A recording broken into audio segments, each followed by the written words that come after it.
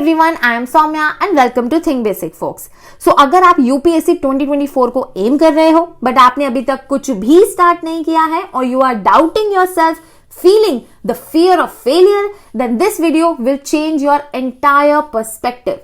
So just be positive and listen कि कैसे realistic तरीके से पूरा प्री एंड मेंस कवर करा जा सकता है in next 6 months only, that too with revision and practice even if you have not started yet.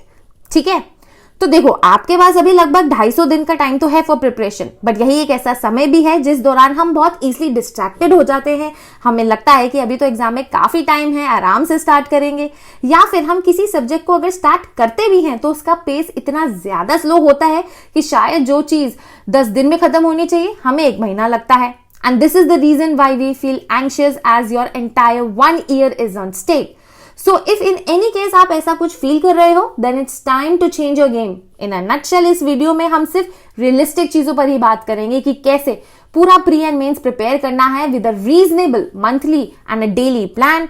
Who will be your real competitors in 2024 and what hidden problems each aspirant faces in preparation, जिस पर कोई बात तक नहीं करता, but that does affect your entire 1 year.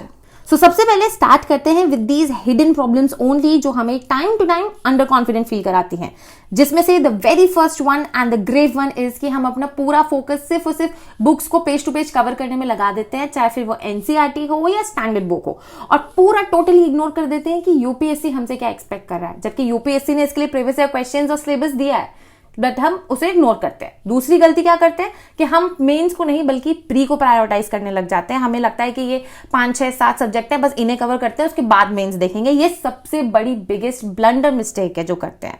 इसके अलावा हम एक और गलती करते हैं, दैट इज कि हमें न्यूज़पेपर पढ़ना ही नहीं आता है. कई बार क्या होता है कि अगर आप बिगनर हैं तो आपको 5 से 6 घंटे में भी लग रहे हैं पूरे एक न्यूज़पेपर को कवर करने में, जो मैं समझ सकती हूँ कि अगर आप एक लेमैन की तरह स्टार्ट करोगे तो बिल्कुल लगेंगे. क्यों लग रहे हैं? बिकॉज आपने सिलेबस अभी तक गो थ्रू नहीं किया है.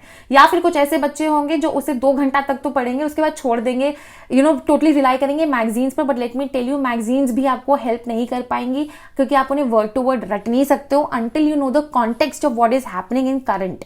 ठीक है, एंड लास्ट वन इज कि आप विक्टिम बन जाते हो किसके? डिस्ट्रैक्शन लूप के. क्या होता है कि अगर आपने कोई भी अटेम्प्ट दे रखा है या नहीं भी दिया हुआ है तो हम एक यूजलेस डिस्कशन में फंस जाते हैं बहुत सारे लोगों के साथ कि भाई जीएस बहुत टफ था इस सब्जेक्ट के लिए, तो अब ये बुक नहीं, ये पढ़नी पड़ेगी, या सीसेट उससे भी ज्यादा टफ था. आप एक ब्रेक मोड पे चले जाते हो प्रोबेबली, या मटीरियल कलेक्टर बनने लग जाते हो इन सब चक्करों की वजह से, that you will try to read everything entire the sun. That is absolutely wrong. अब इन प्रॉब्लम्स की वजह से क्या होता है कि हम अपना रियल कॉम्पिटिशन जो है इग्नोर कर देते हैं, हम उस पर ध्यान नहीं देते कि भाई हम किन के अगेंस्ट कंपीट करने वाले हैं. तो let me just show you this picture. देखो 2023 में प्री में लगभग 14,000 कैंडिडेट्स ने क्वालिफाई किया. अब वो मेंस देने वाले हैं. अब मेंस में भी अप्रोक्सीमेटली 3,000 स्टूडेंट्स जो हैं आगे सेलेक्ट होंगे for interview, and final merit list में इसमें से कितने आएंगे इन 14,000 में से? टोटली ओनली 1,000 स्टूडेंट्स अप्रोक्सीमेटली इतने ही सेलेक्ट होंगे ना. यानी कि जो ये टोटल 13,000 कैंडिडेट्स हैं ये दोबारा 2024 में अटेम्प्ट करने वाले हैं पेपर. यही आपके रियल कॉम्पिटिटर्स हैं. एंड सोचो इन कैंडिडेट्स को पूरा एक्सपीरियंस है, प्री का तो है ही है, but some of them have mains का experience as well. And UPSC में नेक्स्ट ईयर सीट्स कितनी होने वाली है? मे बी अराउंड 1,000, जिसमें आप ±200 हो सकता है. So just remember that if you are not prepared now you will waste your next attempt too. अब अगर आप इन सब चक्करों में ना फंसो और क्या करना चाहिए, how to be on track for your preparation, उसके लिए आपको सिर्फ बेसिक 4 स्टेप्स पे ही ध्यान देना है जो मैंने अपनी प्रिपरेशन के दौरान दिया था. It literally does help me a lot. ठीक है, इसमें the very first is that you should know the syllabus and previous year questions. अब हम सिलेबस को इग्नोर क्यों करते हैं? देखो बहुत सीधी सी बात है, मैं रियलिस्टिकली बताऊं, इतना बड़ा तो मेंस का सिलेबस है कि वो समझ ही नहीं आता है अगर आप पढ़ने बैठो कि हाँ इसमें क्या आएगा एग्जैक्टली, इसमें पढ़ना क्या है इस टॉपिक के अंदर. तो इसके लिए मैंने जीएस 1, 2, 3 पे ऑलरेडी सिलेबस की कंप्लीट एनालिसिस डिकोडेड वीडियो बनाई हुई है कि आपको कैसे प्रिपेयर करना है. आप उसको एक बार रेफर कर सकते हो चाहे हो तो. उसमें मैंने बुक लिस्ट भी पूरी कवर कर दी थी for all these 3 papers. Previous year questions पे मैं वीडियोस बनाने वाली हूँ एक एक करके, topic wise, subject wise rather आपको वीडियोस मिलती जाएंगी मेंस के प्रीवियस ईयर क्वेश्चंस के लिए भी, और प्रीलिम्स के लिए मैं सोच रही हूँ कि बहुत जल्द बनाऊंगी. The second one is that you should know about the cut off. Cut off का आइडिया जरूर पता होना चाहिए आपको. सिलेबस का आइडिया लग गया, कट ऑफ के बारे में भी पता होना जरूरी है कि भाई कितना जा रहा है, ताकि आप एक स्ट्रेटेजाइज कर सको कि आपको भाई किस तरीके से प्रिपरेशन आगे करनी है. इसका आइडिया आपको यहाँ से इस टेबल से लग जाएगा. You can have a snapshot of this with you. And then the third one is कि आपके पास कितना टाइम अवेलेबल है, आपने सिलेबस जान लिया, कट ऑफ जान लिया, बट लेकिन अब आप अगर स्टार्ट कर रहे हो, how much time do you have and how to cover entire syllabus with practice and revision in this limited time only. तो हमारा जो फोकस है वो ये 2 ब्लॉक्स है फिलहाल इस वीडियो में। तो टाइम की बात की जाए तो आपको पता होगा दैट यूपीएससी प्रीलिम्स 2024 26 मई को होने वाला है, जिसके लिए अभी आपके पास एग्जैक्टली 268 डेज का टाइम है अगर हम 1 सितंबर से काउंट करते हैं। And for next year means आपके पास अभी 384 डेज का टाइम है। लेकिन हमारा फोकस क्या है कि हमें कैसे प्री प्लस मेंस को एंटायरली कवर कब तक करना है, from September to February, in these 6 months only. So by now all the non-serious aspirants must have left the video and अगर आप अभी तक यहाँ पर हो तो प्लीज इस टेबल को बहुत ध्यान से समझिएगा because this is the entire crux of the video. यहाँ से हम डिस्कस करेंगे अपना रियलिस्टिक प्लान जो सितंबर से स्टार्ट होगा एंड प्रीलिम्स और मेंस को आपको कैसे कैसे पढ़ना है, साथ में कॉम्प्रिहेंसिवली एक तैयारी होती है, आप बिल्कुल अलग अलग कुछ प्रिपेयर नहीं कर सकते हो इसमें, इस प्रिपरेशन में, तो वो मैं आपको यहाँ पे साथ साथ समझाते चलूंगी डे वाइज। ठीक, तो सितंबर के मंथ में जो फर्स्ट 18 डेज है इसमें आपको प्रीलिम्स के लिए पॉलिटी कवर करना है। ठीक है, इसके ऊपर मैं एक सेपरेट वीडियो बनाऊंगी कि क्या क्या आपको कवर करना है, क्या क्या नहीं करना है। एंड इन्हीं 18 डेज में आपको जो जीएस पेपर 2 है मेंस का, उसमें जो पॉलिटी एंड कॉन्स्टिट्यूशन वाला टॉपिक है उसके अंदर टोटल 10 टॉपिक्स मेंशन है, उन्हें आपको कवर करना है इन्हीं 18 डेज में। काफी ज्यादा सिमिलैरिटी है, आपको कोई प्रॉब्लम नहीं आएगी। एंड हाँ, जो आप करते जा रहे हो ना साथ साथ, जैसे 18 डेज में आपका पॉलिटी खत्म हो गया, then try to solve previous year questions of polity from prelims and mains. ये बहुत ध्यान रखना बात। अब लिखना कैसे, मेंस के दौरान बेसिकली आंसर राइटिंग वाला जो इशू आता है, तो उसके लिए मैंने ऑलरेडी एक क्वेश्चन कीवर्ड्स पे तो वीडियो बनाई थी, बट मैं सोच रही हूँ कि एक और वीडियो मैं उसके लिए लेकर के आऊँ कि how to start writing an answer. तो आप मुझे उसके लिए जरूर कमेंट्स में सजेशन देना इफ यू वांट, तो वो वीडियो मैं बहुत जल्द लेकर के आऊंगी। ठीक है, तो आपने फर्स्ट 18 डेज में पॉलिटी एंड कॉन्स्टिट्यूशन कवर कर लिया, देन नेक्स्ट 19 से लेकर 22 सितंबर तक आपको गवर्नेंस कवर करना है, जो सिलेबस में नियर अबाउट 4 टॉपिक्स ही हैं जीएस पेपर 2 में। एंड देन आफ्टर दैट 23 से 28 तक आपको आईआर कवर करना है, इसके भी 4 टॉपिक्स हैं। अब अगर आपको ये प्रॉब्लम आ रही है सिलेबस को अंडरस्टैंड करने में, तो मैंने माइक्रो टॉपिक्स के रिगार्डिंग जीएस 1 2 3 की जो ऑलरेडी मैं पहले भी बता चुकी हूँ, वीडियो बना चुकी हूँ, उन्हें अगर आप चाहो तो रेफर कर सकते हो, टाइम स्टैम्प पे जाकर के स्किप करके जो भी आपको रेलेवेंट पार्ट लगे आप उसे देख सकते हो, और वहां पे मैंने रिसोर्सेज एंड बुकलेट्स भी प्रॉपर डिस्कस की है, तो जस्ट हैव अ लुक। ठीक है, एंड साथ में आपको क्या करना है, आपको ऑप्शनल चलाना है, यहाँ पे सितंबर से ही स्टार्ट कर देना अगर आपने अभी तक नहीं किया है, और अगर ऑप्शनल नहीं डिसाइड किया है तो definitely do that by the end of अगस्त। ठीक, तो ये सितंबर की बात होगी। कमिंग टू अक्टूबर में अब हम क्या करेंगे, प्रीलिम्स का हम हिस्ट्री उठाएंगे। ठीक है, and we will give history because history बहुत ज्यादा वास्ट है, एंशिएंट, मेडिवल, मॉडर्न, तो we will be giving 23 days, जिसमें आपके 6 डेज होंगे एंशिएंट एंड मेडिवल ईच के लिए, और मॉडर्न हिस्ट्री के लिए 11 डेज हो जाएंगे प्रीलिम्स के हिसाब से। अब मेंस की बात कर लेते हैं, तो जीएस पेपर 1 में भी ऑब्वियसली इन फर्स्ट 23 डेज आप हिस्ट्री ही कवर करोगे, जो आप प्रीलिम्स के लिए कर रहे हो उसी पर बेस आपका मेंस भी कवर हो जाएगा। You again I am reminding you that you have to practise previous year questions at least, यहाँ पे करना है। ठीक है, उसके बाद आपको 24 से 27 अक्टूबर तक वर्ल्ड हिस्ट्री कवर करना है, एंड पोस्ट इंडिपेंडेंस कंसोलिडेशन आपको करना है 28 29 में, 2 दिन में ये हो जाएगा। अगेन इसका पूरा मैंने डिकोड किया हुआ है, just have a look.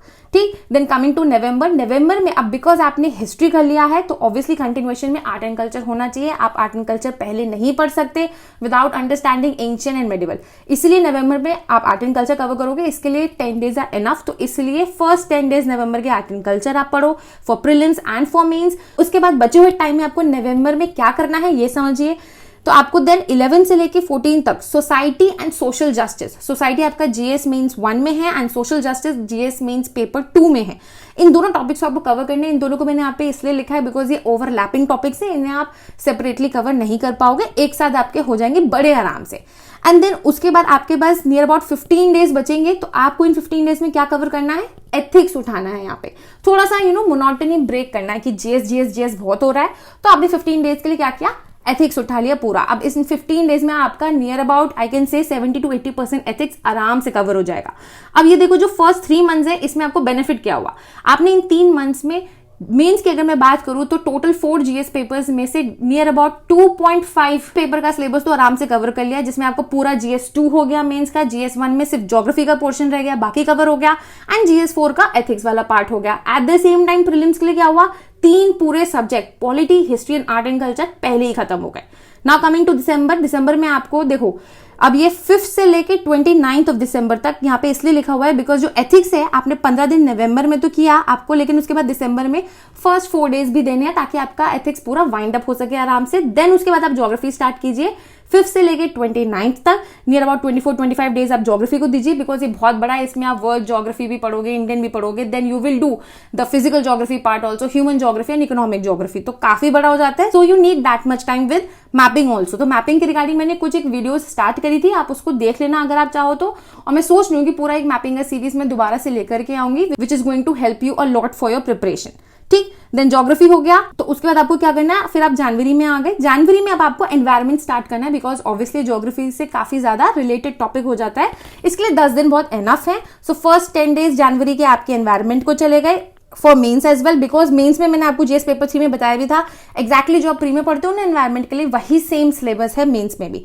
Then agriculture मैंने स्पेसिफिकली यहाँ लिखा है, बिकॉज अगर आपने प्रीलिम्स का पेपर भी देखा हो पिछले 3 साल का, या फिर अगर आपने मेंस का सिलेबस देखा हो, तो मेंस में तो स्पेसिफिकली हेडिंग है एग्रीकल्चर के रिगार्डिंग. ठीक है, food processing industries and cropping patterns and everything. तो 11 से लेकर 13th ऑफ जनवरी तक आप एग्रीकल्चर कवर करोगे. Then comes the science part. Science आपका प्रीलिम्स का और मेंस का जो जीएस पेपर 3 में है, उसके लिए आप क्या दोगे, 4 से 5 दिन from 14 to 18th. And then GS paper 3 का सिक्योरिटी वाला पार्ट आप कवर करोगे from 19th to 22nd. Internal security सब कुछ मैंने मेंस के रिगार्डिंग टेंशन मत लेना, ऑलरेडी इस वीडियो में डिस्कस किया हुआ है, आप टाइम स्टैम्प पे स्किप करके देख सकते हो अपने रेलेवेंट रिक्वायर्ड एरियाज को.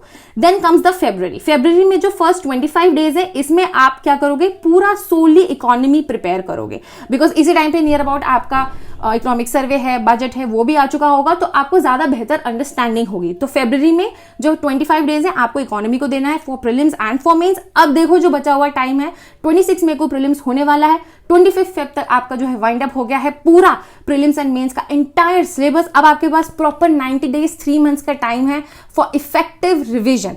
आफ्टर प्री वाला जो प्लान है वो हम बाद में डिस्कस करेंगे, लेकिन अभी तक यहाँ पे मैंने आपको पूरा 6 मंथ्स का बता दिया है. यहाँ पे मैं आपको बता दूं ऑप्शनल के रिगार्डिंग, सितंबर अक्टूबर में आपको ऑप्शनल का पेपर 1 कंप्लीट करना है, नवंबर दिसंबर में पेपर 2 कंप्लीट करना है. इतना आपको साथ साथ करते चलना है.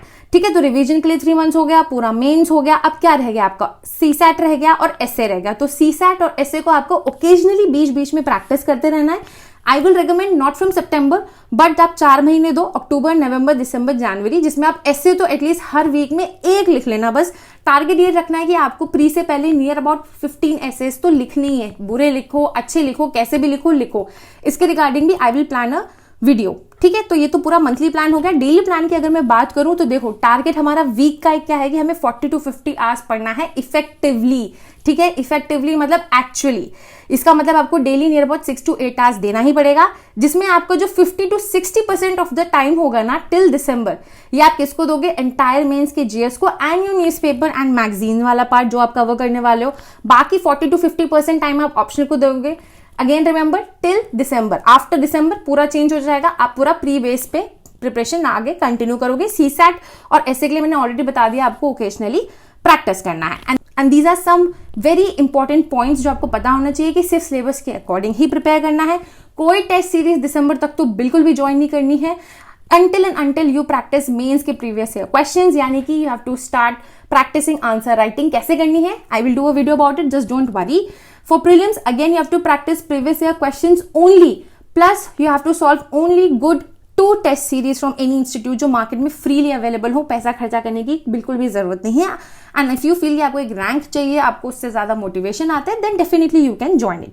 ठीक है, स्टार्ट कर दो एक डेली जर्नल लिखना या डेली एक पेज पे अपना प्लानर बनाना, ताकि आप अपना डेली इवैल्यूएशन कर सको रात में कि आपने भाई कितना पढ़ा है, कितना टाइम आपने इफेक्टिवली पढ़ा है, कल क्या करना है, क्या नहीं करना है. इसी रिगार्डिंग आपको अब नोट्स भी इसी दौरान बनाने होंगे, current development, case studies and illustrations पर. नोट्स कैसे बनाने हैं यूपीएससी के लिए, अगर आपको लगता है कि इस पे एक वीडियो मुझे बनानी चाहिए तो आप जरूर मुझे बता देना. I have already shared some of my notes on Telegram, आप वहां पे जाकर के उन्हें देख सकते हो एज अ रेफरेंस. एंड अगर आप चाहते हो उसके लिए वीडियो तो डू लेट मी नो, ठीक है, in the comment section below. ठीक है, उसके बाद आप डेफिनेटली न्यूज़पेपर एंड मैगजीन से डेटा, फैक्ट्स, टेबल्स, डायग्राम्स की एक छोटी सी कॉपी बना लेना. And while reading issues in newspaper, ये एक सजेशन है, हमेशा सॉल्यूशंस के बारे में सोचना, short term and long term. इस तरीके से आपका पूरा प्रिपरेशन आराम से हो जाएगा. सो आई होप आपको ये वीडियो अच्छी लगी होगी. अगर अच्छी लगी तो इस वीडियो को लाइक जरूर कीजिएगा, शेयर कीजिएगा. एंड अगर चैनल को सब्सक्राइब ना किया हो तो प्लीज चैनल को भी सब्सक्राइब कर दीजिएगा with the bell notification on. मैं बहुत जल्द मिलूंगी आपसे नेक्स्ट वीडियो में.